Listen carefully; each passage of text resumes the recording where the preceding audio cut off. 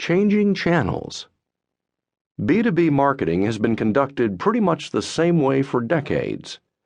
Direct sales forces followed up on leads generated by trade print advertising, trade show exhibitions, direct mail campaigns, and telemarketing.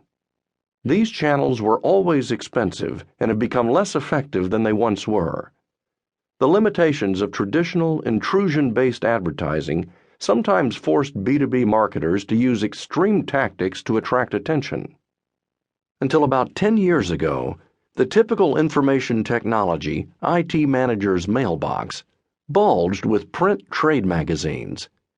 It was not unusual for IT executives to have a stack of unread magazines in the corner of their offices and to take piles of them on plane trips for rapid processing. Paul remembers with a chuckle the IT manager who referred to his weekly trade magazine deliveries in a metric he called stack feet. This was a highly wasteful system. Technology companies could pay as much as $30,000 for a full-page advertisement that might be seen by only a tiny percentage of the magazine's readers in any given week.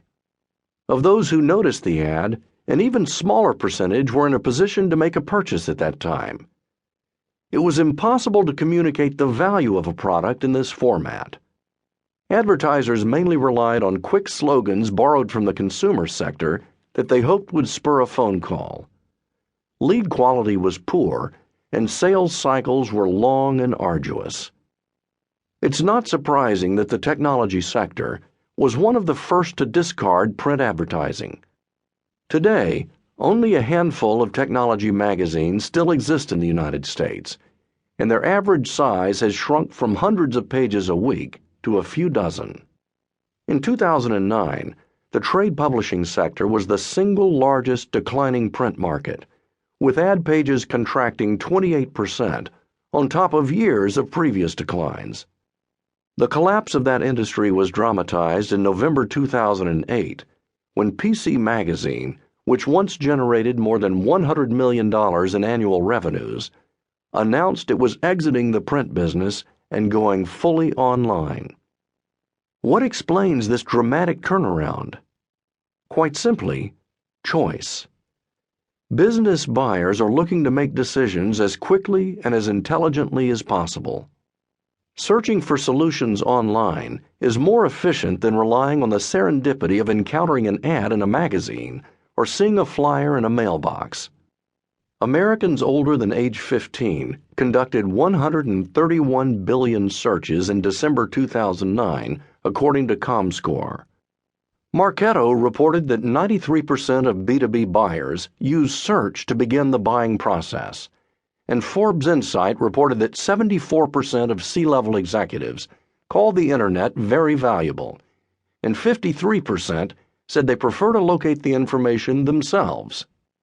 Nor is it shocking that direct mail spending is expected to decline nearly 40% by 2014. Buyers' information discovery habits have changed forever thanks to search engines. But it isn't just search. Business buyers have been saying for many years that their most important source of information is each other.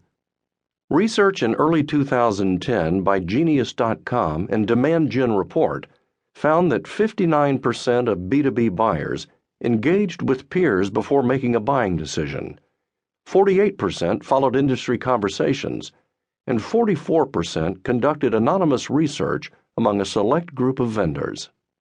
Forrester Research reported that more than 8 in 10 IT decision makers said word-of-mouth recommendations are their most important source when making buying decisions. Countless other surveys stretching back more than 30 years have reached the same conclusions. Business buyers actively seek out others like them because they believe they will get the most direct, untarnished advice. Marketers have many more options for reaching business buyers than they did just 5 years ago. All of the traditional channels are still available, and many new ones have also emerged. Marketing today is a lot more complex than it used to be, but the opportunities are also greater for marketers who can figure out the right combination of dials to turn.